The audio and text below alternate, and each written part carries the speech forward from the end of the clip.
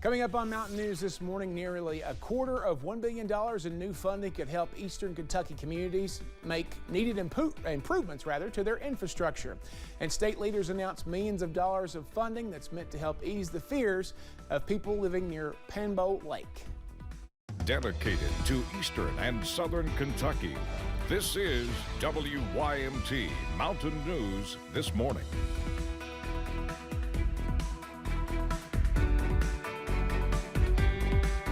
6:32 here on this Friday morning, and a good morning to you. Brandon Robinson doing a little bit of everything today. It is Friday, June the 23rd. Steve Hensley's birthday. Going over and wish him a happy birthday on social media. Again, turning, well, I'm not going to tell you how old he is today. He's a little bit older than I am. All right, let's check your forecast this morning as we head out the door, and we'll see again outside some fog in some locations. Look at Buffalo Mountain. Pretty much fogged in over there. Moorhead, not looking the greatest either outside the WYMT studios, but you got Jenkins, London, Corbin, and Pikeville. Maybe a little bit over in Pikeville this morning, but for the most part, everybody looking a-okay. But watch out there for some dense fog in some areas. Temperatures have not budged all morning long. 59 Clintwood, 66 Harlan. Everybody except for Clintwood in the 60s this morning. Day planner, well, we're going to see clouds for the first half of the day. I do believe we see some sunshine peek through in the afternoon. That's going to help us get those rain chances a bit more scattered. And I do believe that'll help us warm up into the mid-70s today. Could be in the 80s by this weekend and close to 90 by Sunday. We'll talk more about that in a little bit. Let's go back to some news now.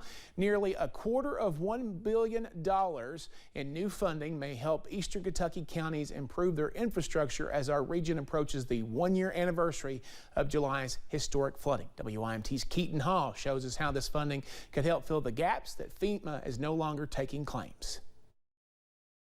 Immediately after the July floods, most repairs were focused on restoring necessities. During the disaster, about all the entities were trying to get the main stuff back, which was water and electricity. Hazard City Manager Tony Eversole says as they were working to get the basics back, other needs went unnoticed. You know, a lot of our sewer lines run along the riverbank. And of course, when the flood was up, you know, it took a long time for it to go down, and then still for a while, you know, you didn't know what was missing. And even as the FEMA request deadline passed, the need for repairs didn't stop. When you've got 2 or 3 people that actually has to work with FEMA and go out and help them spot the projects, then, you know, you get overwhelmed, and that's what happened to all of us. Now, Governor Andy Beshear and the USDA have announced that hundreds of millions of dollars in funding will be available to counties impacted by the July 2022 floods.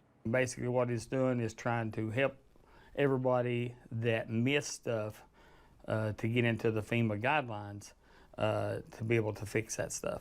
Eversole says he's grateful for the funding to help with necessary repairs. With the governor offering to step in and help us and help us catch up on the stuff that we just completely missed, yeah, that'll be a big blessing. Eversole says they've requested funding to repair parts of the sewer system in roads damaged by landslides. In Hazard, Keaton Hall, WYMT Mountain News. Now, the window for counties to request funding opened on Thursday and will be open for about 2 months. Governor Beshear, Congressman Hal Rogers, and Senator Mitch McConnell announced more than $21 million in federal funding for the Panbo Lake Corridor project in Breathitt County on Thursday. Officials say the federal grant will strengthen the dam, widen Highway 15, and ultimately relieve the fear of flooding.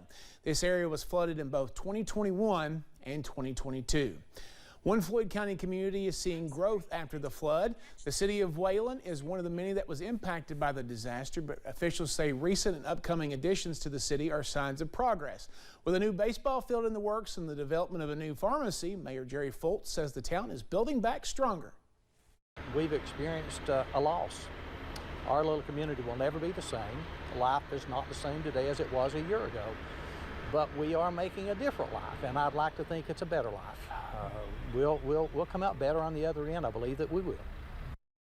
Mayor Foltz says he hopes more housing for Wayland, as well as a better community or better countywide flood management plan will come sooner rather than later. One Breathitt County private school affected by flooding several times is raising money to relocate. WYMT's RJ Johnson tells us more about what the school's future may look like.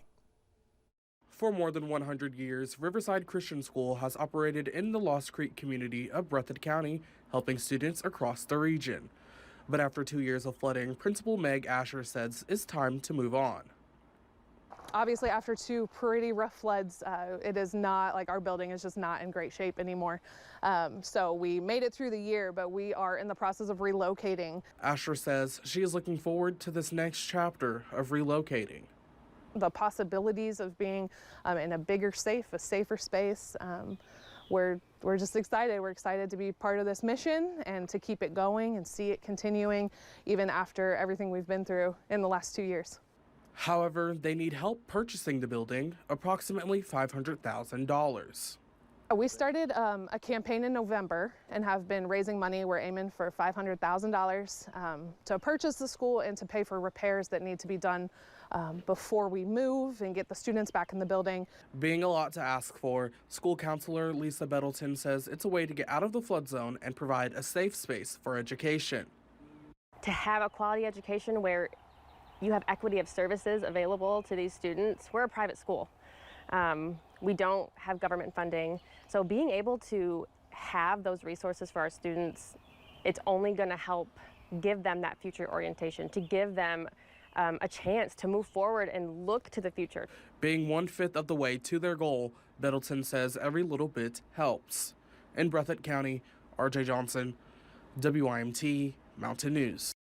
And Middleton says they plan to use the original building as a community center. To find out how to donate to the relocation efforts, you can visit our website, WYMT.com.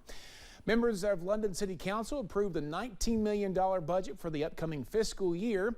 The large increase in the budget comes from some grants they've already received and grants they applied for and hope to receive. If the grants are not received, then the City Council can meet to amend that budget. While that big industries, they look at counties, but they really focus on cities, and we need to increase our population size, and we understand that, and council understands that, and that's what we're committed to do, is to continue to grow this city so it becomes more attractive to businesses to want to come and do business right here in London. Now, Mayor Randall Weddle says the goal is to increase that city's population to improve the economy overall. As our national investigative team recently reported, trains blocking railroad crossings continue to cause issues for people across the country. Here in Kentucky, block crossings have been a problem we followed for years, but as Garrett Weimer reports, the data shows it's still happening. Trains keep commerce moving through Kentucky, but as far back as 2017, neighbors in Pulaski and Scott counties told WKYT trains stopped at crossings far too often make everything around them screech to a halt. It's kind of like they rule the world. One of the kids have already been charged with truancy. You had to sit and wait and wait and wait. I have had to wait over an hour a couple of times. Lexington alone has dozens of railroad crossings at grade. Zoom out and you can see hundreds all over the Commonwealth. In December 2019, the Federal Railroad Administration began collecting complaints about blocked crossings. In that time, the FRA has received more than 71,000 reports, including roughly 800 from Kentucky. A little under half of Kentucky's reports came in the past 12 months alone, and more than half of those were in Jefferson County. But Pulaski County has the second most. More than a quarter of the complaints from Pulaski County reported crossings blocked for at least 6 hours. Kentucky has a stopped train law. It specifically bans blocking public grade crossings for more than 5 minutes. But the American Association of Railroads sued after one company was cited for multiple violations. In 2020, a federal judge ruled that the Federal Railway Safety Act preempts state law. Even federal regulators say they have little power. As of today, legally, we do not have the authority to respond to even an egregious situation of block crossings with something like a fine. We can go out on the ground, we can draw attention to it, we can call the railroad to the table, and sometimes that's worked. But right now, it falls into a gap in regulation.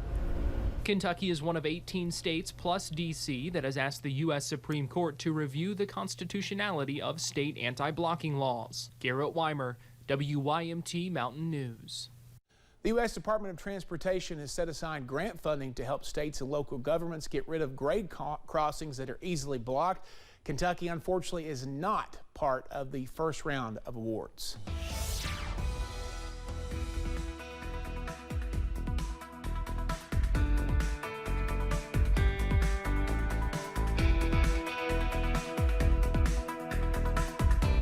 .641 here on this Friday morning. Still a little bit of shower activity, still a little bit of fog, still a little bit of cloud cover out there this morning. So take it easy, take it slow. Give yourself plenty of time to get where you're going this morning, especially if you're traveling early.